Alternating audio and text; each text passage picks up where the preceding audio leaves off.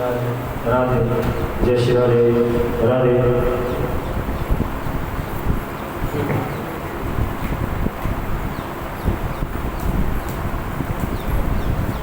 भगवान के बिहारी लाल की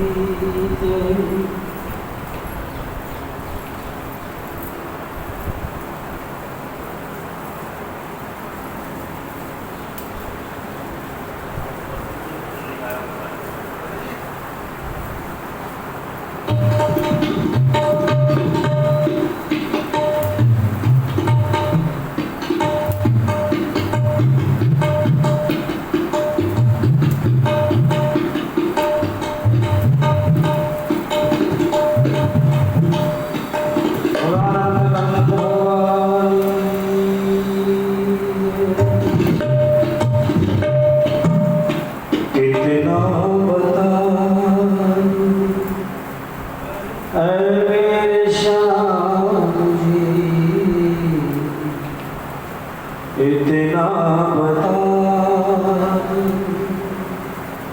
ऐ मेरे प्रभु जी, मैं कैसे तुम्हारी शरण छोड़ूंगा। और इतना बता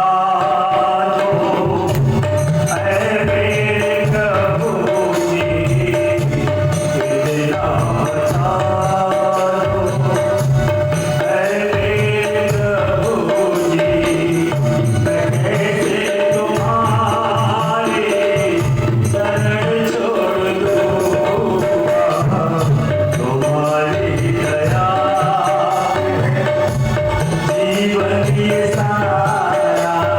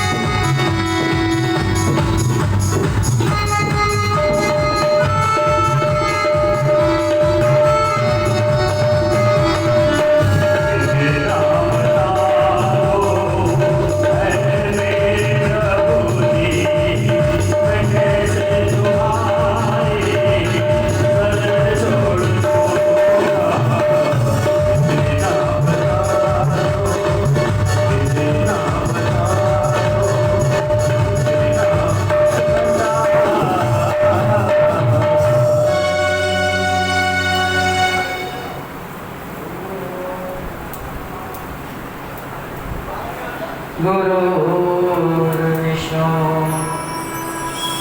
गुरुर्देवो महेश्वरा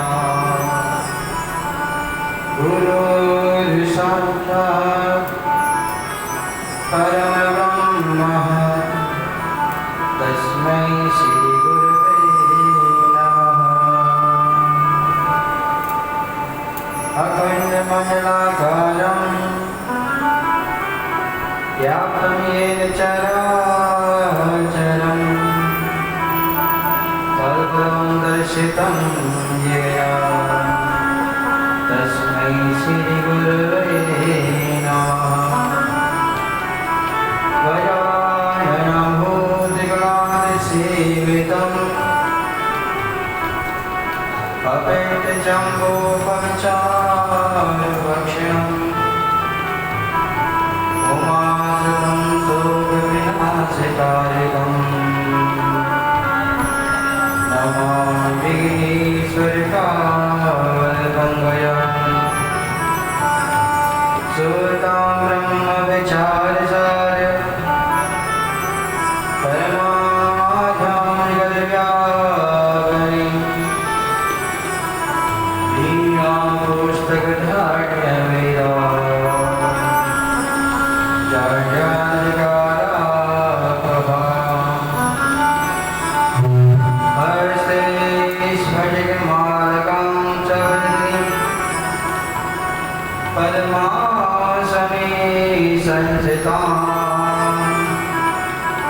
वन्दे तां परमेश्वरी भगवती बोधिप्रदां शारदां तप्तकाञ्चन गौराङ्गी राधे वृन्दावनेश्वरी वृषभानुसुते देवी प्रणमामि हरे प्रियम् वंशी विमोचितकरालवनीला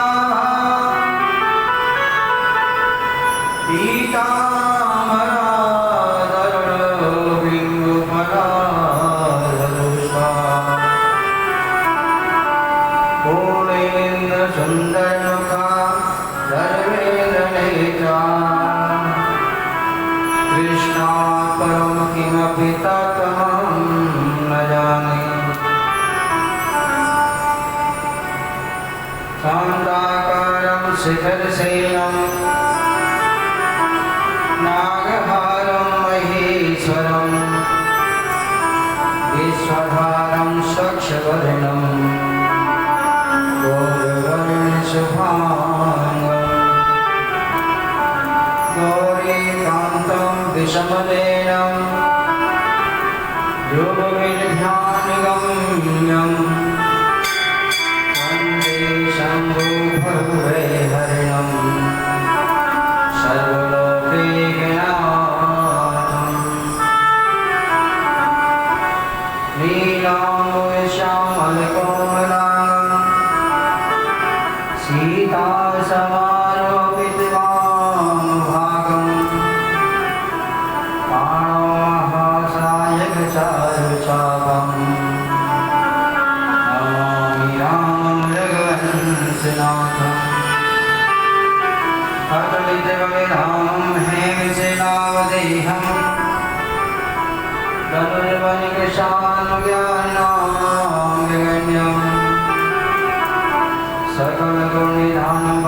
सकलगुणनिधानवानिधानामधीशं रघुवरप्रियभक्तं पातजातं नमामि सर्वमङ्गलमाङ्गल्ये शिवे सर्वार्थसाधिके शरण्यत्र्यम्बके गौरी नारायणी नमोस्तुते व्यासाय विष्णुरूपाय व्यासरूपाय विष्णवे नमो वै ब्रह्महृदये वासिष्ठाय नमो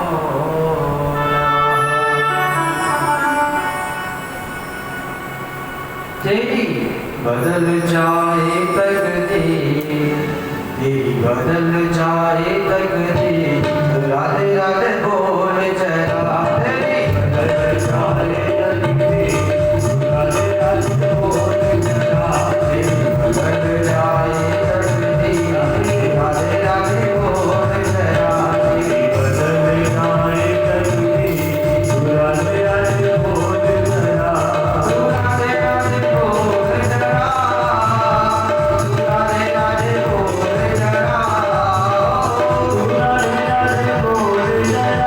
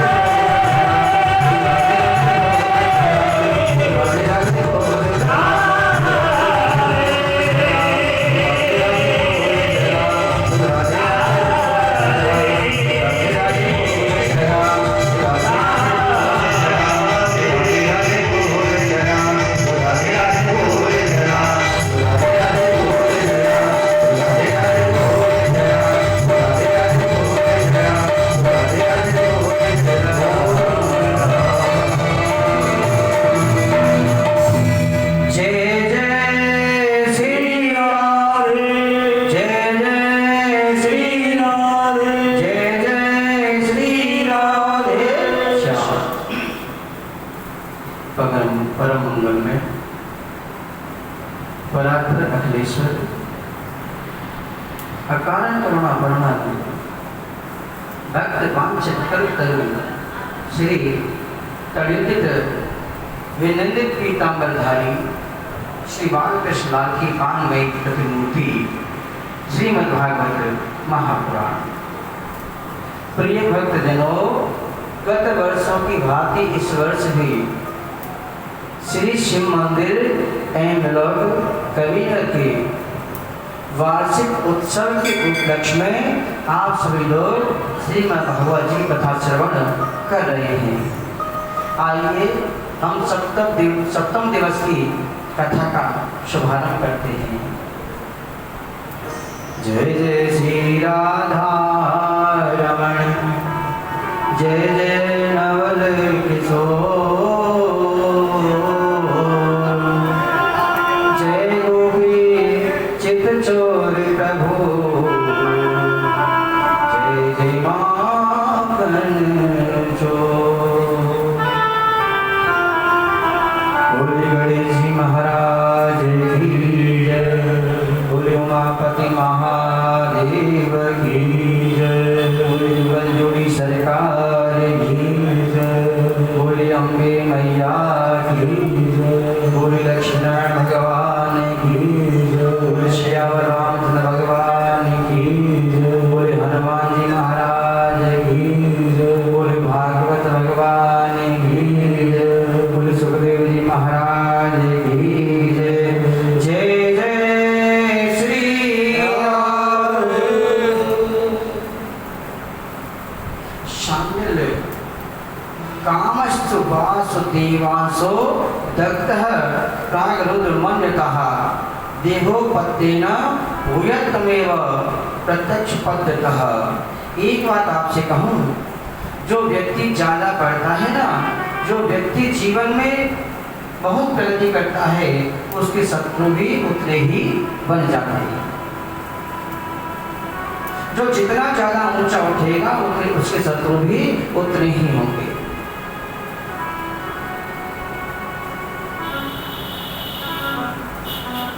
दुख में तड़पो मती, सुख में भूलो मती, प्राण जाए मगर नाम भूलो मती।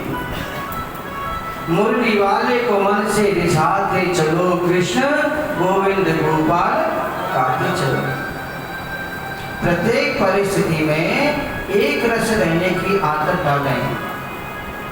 गोविंद हमारे साथ में है, इस बात का निश्चयात्मक अनुभव करें। इससे बड़ी बात जीवन में हो और नहीं हो सकती। भगवान के घर पुत्र हुआ, रुक्मिणी जी ने पहले पुत्र को जन्म दिया, उसका नाम है प्रद्युम्न। प्रकृष्ट द्युमन प्रकाश यच्च स प्रद्युम्न। जिसके जीवन में सुंदर कर्म का प्रकाश है, उसी को हम प्रद्युम्न कहते हैं। लेकिन कृष्ण के शत्रुओं की कमी नहीं थी। सम्रासुर नाम का असुर मेरे गोविंद के यहाँ प्रसूति का ग्रह से बालक को चुरा करके ले गया और आकाश में जाकर के बालक को समुद्र में जाकर के फेंक दिया। मछली बालक को निगल गई और मछुआरों ने मछली को जब पकड़ के सम्रासुर के घर भेज दिया। सम्रासुर के यहाँ भोजन करने बनाने का कार्य करती थी विद्यावती। उसने कहा, तुम ही इस बच्चे को पालो, हम क्या करें। विद्यावती के कान में संत नारद ने आकर कहा था कि तुम्हारी गोद में जो बालक है, जो खेल रहा है, वो तुम्हारा ही पति है। जब सेवती सर नयन धारा, निरखत काम भयउ जर छारा। भगवान शिव ने जब कामदेव को जला करके भस्म कर दिया, काम की पत्नी रति रुदन करने लगी। भगवान शिव ने कहा कि तुम्हारा पति काम द्वापर युग में कृष्ण का पुत्र बन करके आएगा।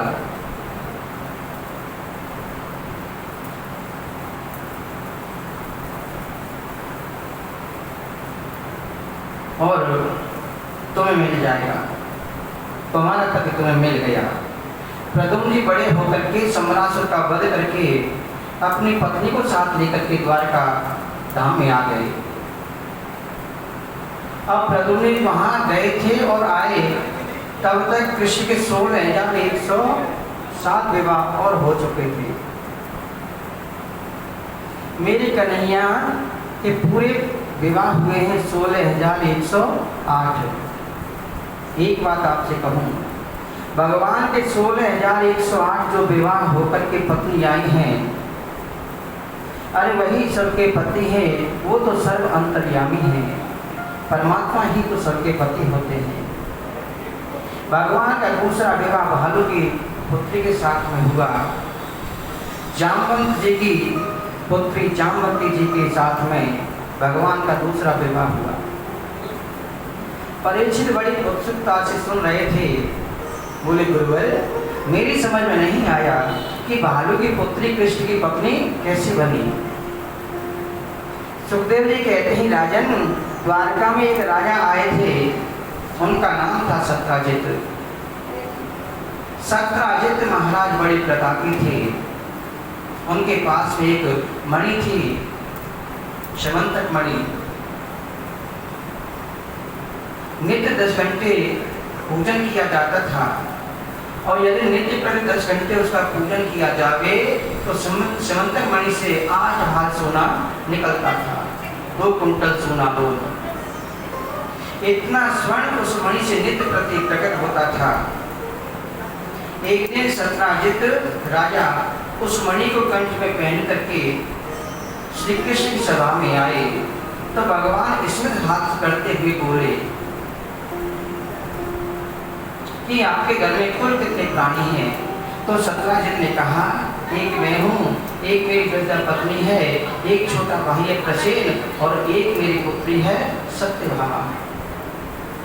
भगवान बोले, इसका मतलब घर में तुम केवल 3.5 प्राणी हो, इनके लिए इतना सोना लेकर के क्या करोगे?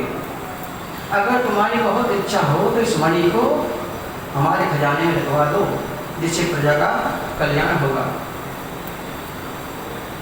लेकिन सत्राजित ने कहा, क्षमा करें, मैं मणि नहीं दे सकता। इस प्रकार भगवान का तीसरा विवाह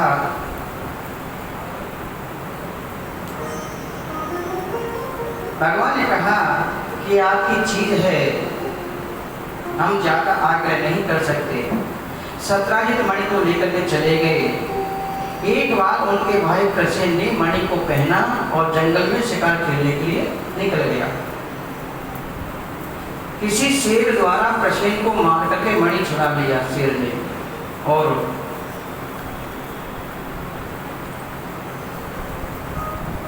जंगल को निकल गया। उधर से जामवंत जी जा रहे थे और शेर को मार करके वो मणि जामवंत जी ने ले ली और अपनी पुत्री को खेलने के लिए दे दी। सत्राजित सोचता है कि किसने मेरे भाई को मारा है, मणि हत्या ली है। फिर उसने सोचा कि कृष्ण ने परसों हमसे मणि मांगी थी, कहीं ऐसा तो नहीं कृष्ण ने हमारे भाई को मार दिया हो और मणि को ले लिया हो। इतना बड़ा कलंक मेरे गोविंद को लगा। भगवान को आज रात्रि भर नींद नहीं आई। काजल से भी कोई चीज कारी है तो वो है व्यर्थ का कलंक। परमात्मा कभी किसी को कलंकित न होने दे, ये प्रयास हमेशा करो। भगवान ने गर्गाचार्य जी से पूछा, गुरुदेव, मैं जानता तो नहीं, प्रसेन को मैंने कभी देखा नहीं, मैंने मारा नहीं, मेरे पास में बिल्कुल नहीं है, और ये कलंक व्यर्थ मुझे क्यों लगा? गर्गाचार्य जी ने कहा कि तुमने चौथ वाला चंद्रमा देख लिया होगा। बालों के चतुर्थी के दिन चंद्रमा देखने से कलंक लग जाता है, और उस दिन अगर ये प्रसंग सुन लिया जाए तो कलंक नहीं लगता कभी भी। भगवान 10-5 लोगों को साथ लेकर के जंगल में गए, और जहाँ प्रसेन का शरीर पड़ा हुआ था वहाँ पर शेर के पैरों के निशान देखे। शेर के पैरों के निशान को पीछे चलते गए तो गुफा में जहाँ शेर मरा पड़ा था गुफा के आगे, वहाँ पर रीछ के भालू के पैर के निशान थे। उनके निशान को देखते हुए भगवान गुफा के अंदर गए। कौन है कहकर के जामवंत जी कृष्ण को मारने दौड़े, और दोनों में भयंकर युद्ध छिड़ गया, और युद्ध करते करते जामवंत जी की नस नस ढीली हो गई। इसलिए जामवंत जी बोले, बस बस रघुवर, मैं समझ गया आप तो मेरे रघुवर हो, आप तो मेरे राम जी हो। भगवान श्री राघवेंद्र जब रावण को मार करके अवधपुरी में आए और कहा कि आज मैं सबको कुछ न कुछ देना चाहता हूँ।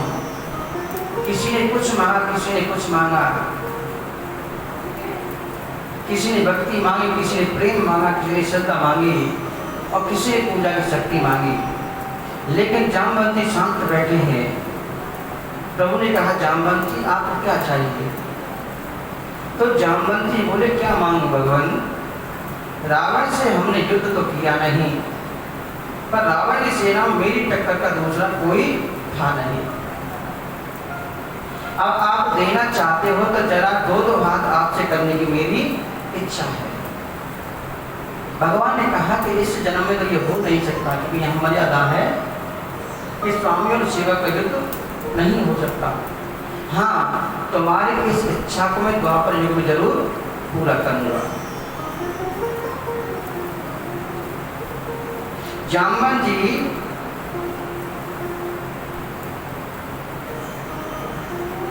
भगवान के चरणों में गिर पड़े और कहने लगे, यही मेरे राम है।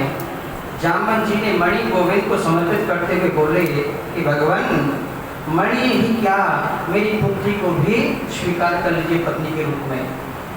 और दूसरा विवाह जामवंती के साथ कर दिया। अब जैसे जामवती को लेकर के आए तो भगवान ने जामवंत से कहा कि आप घूंघट करना, कोई कितना भी कहे घूंघट उठाना मत, क्योंकि भालू की पुत्री थी।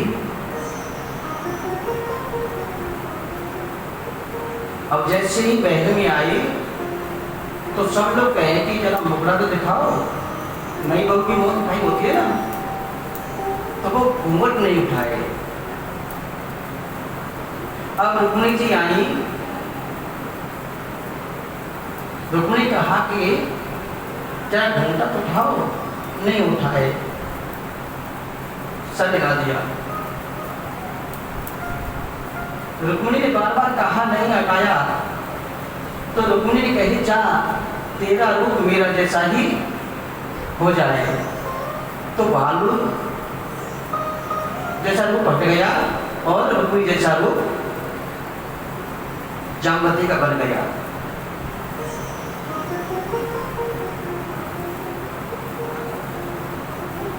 इस प्रकार भगवान का तीसरा व्यवहार सत्यभामा के साथ में हुआ कि वो मणि ला करके भगवान ने सत्यराज को दे दी। सत्यराज लज्जित हुए, अपनी पुत्र का विवाह भगवान के साथ में कर दिया सत्यभामा का। भगवान गए पांडवों के साथ घूमने के लिए। पीछे अक्रूर जी ने सुदामा नाम के गोप के साथ में मिलकर के सत्यराज को मार लिया और उस मणि को ले गए। अब पिता की मृत्यु का समाचार सुनकर के सत्यभामा जोर से रोने लगी। यह समाचार सुनकर के गोविंद सत्यभामा के गले लगा करके इतने रोए, मुझे कष्ट है देवी, मेरे ससुर को मारने वाले को मैं छोड़ूंगा नहीं। सुखदेव जी कहते हैं राजन इतनी जोर से रो मेरे गोविंद।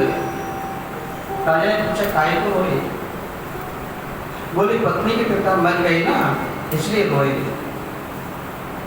और नाटक करने में मेरे गोविंद बड़े चतुर हैं, लेकिन सुधर्मा को मारने के बाद भी भगवान को मणि नहीं मिली। बलराम जी से बोले कि भैया जी पता नहीं क्यों ये मणि नहीं मिल रही है। बलराम ने कहा ना देखिए हो सके तेरे पास होगी। श्री अक्रूर जी के पास में मणि थी, उनको मिल गई और अक्रूर जी को प्रभु ने दंडित किया कि ये मणि आप ही रखो और नित्य प्रति 10 घंटे इसका जाप करो, पूजा करो और जो सोना इससे निकले वो राज उसमें जमा करा देना। भगवान अर्जुन को लेकर के घूमने जा रहे थे वन में और वहां एक सामने सलोनी नारी को देखा। यमुना किनारे परम सुंदरी एक स्त्री बैठी थी, एकदम समाधि धारण किए हुए। अर्जुन ने उस स्त्री से पूछा कि देवी आप कौन हो?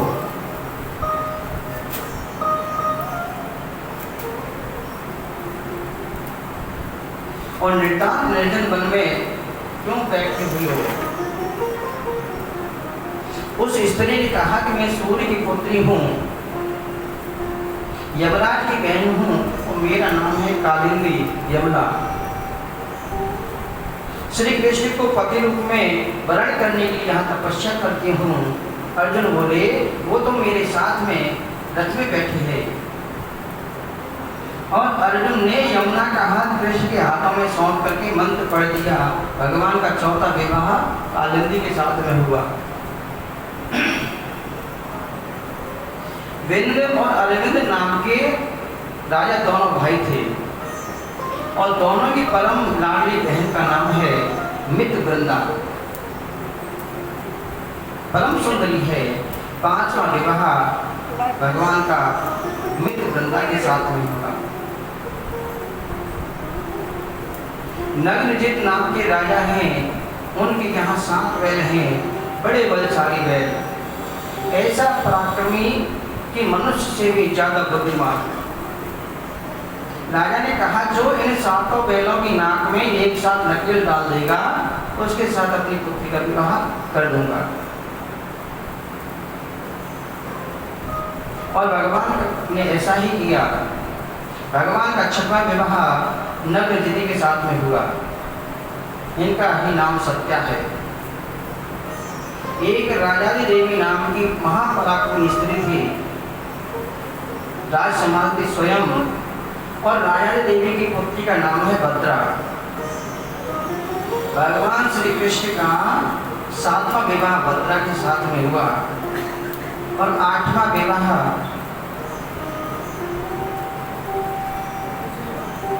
मध्य देश के राजा की बेटिया का नाम है लक्ष्मणा।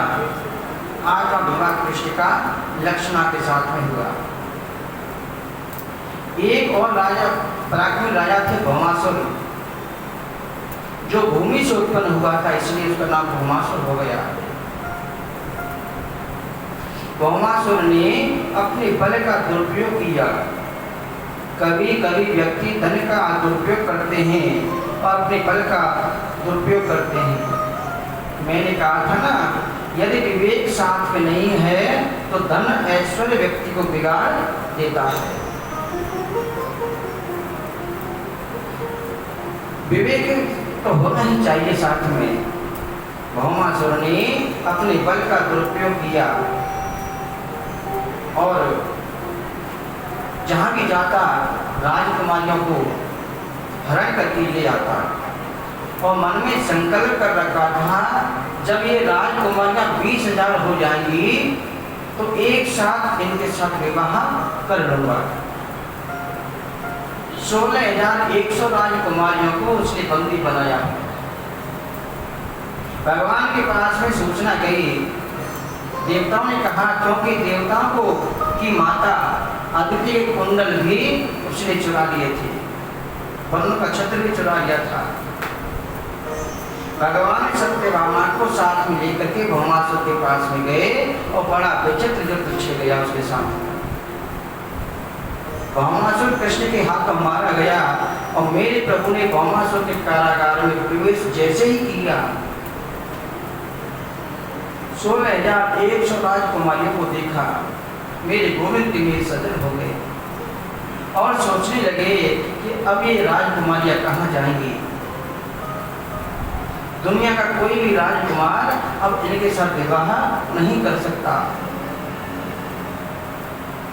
कहेगा कि भौमासुर के कारागार में बंदी रहकर के आए हुए हैं, देखा कौन है। इनके माता पिता भी इन्हें स्वीकार नहीं करेंगे। अगर ये ऐसे समाज में रही तो समाज में बड़ी विकृति हो जाएगी। इन राजकुमारियों के सामने केवल 2 ही मार्ग बचते हैं, या तो सब कुएं में गिर करके आत्महत्या कर लें और या गलत आचरण का सहारा ले लें। भगवान ने उन राजकुमारियों के सामने कहा कि तुमने मन में कोई अन्यथा विचार नहीं किया हो तो मैं आपको सभी को पत्नी रूप में स्वीकार करता हूँ और समाज में इज्जत से जीने का अधिकार देता हूँ। मेरे गोविंद ने उन 16,100 राजकुमारियों के साथ में एक ही मुहूर्त में विवाह किया। यदि कृष्ण ऐसा नहीं करते परीक्षित तो बताओ समाज में कितनी बड़ी विकृति आ जाती। पर भगवान द्वारका आ गए। बड़ा सुंदर परिवार, बड़ी शांति है। भगवान के इतने विवाह क्या हुए? 16,108 मतलब क्या है? वेद में 3 कांड हैं, ज्ञान कांड, उपासना कांड और कर्म कांड। ज्ञान कांड में 4,000 मंत्र हैं, कर्म कांड के 80,000 मंत्र हैं और उपासना कांड के 16,000 मंत्र हैं। भगवान के समीप चले जाने को ही उपासना कहते हैं। 16,000 जो वेद के मंत्र उपासना कांड के मंत्र हैं वही श्री कृष्ण की 16,000 रानियां बनी। 100 प्रकार के उपनिषद है वेदांत में जिनमें कृष्ण भक्ति का प्रतिपादन किया जाता है। ये 100 प्रकार के उपनिषद ही श्री कृष्ण की 100 पत्नियां बनी।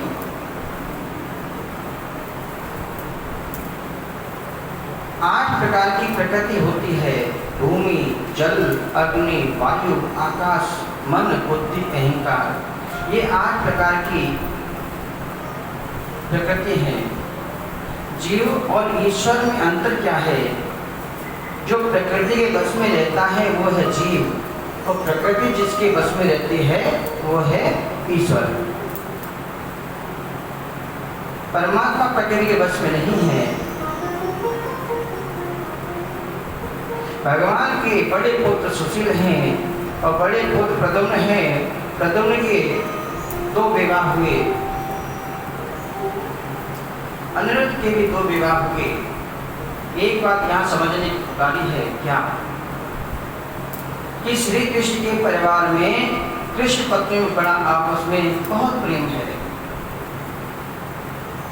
भगवान से बारी बारी सभी रुक जाती हैं लेकिन रुक्मिणी कभी नहीं रुकती।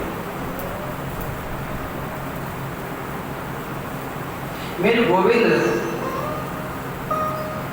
रुक्मिणी से बातें कर रहे थे।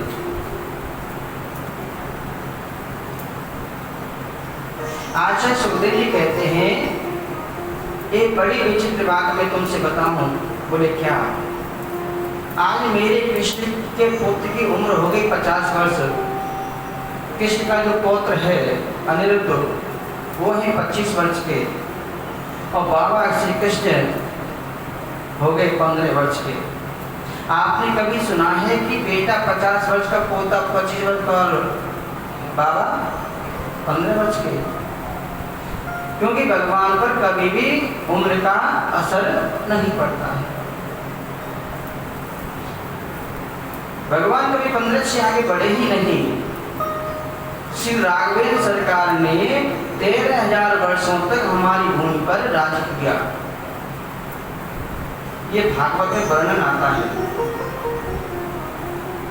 भगवान श्री राघवेंद्र की उम्र 13,000 वर्ष होने पर भी देखने में 15 वर्ष के ही प्रतीत होते थे। कभी 16 वर्ष के भगवान नहीं होते। भगवान कालातीत हैं, भगवान पर काल का असर नहीं होता है। भागवत में तो यहाँ तक वर्णन आता है, कृष्ण जब अपने पोता के संग में महल में जाते थे तो रानियों को थोड़ा भ्रम हो जाता था कि इनमें पोता कौन है और दादा कौन है। इसी का फायदा उठा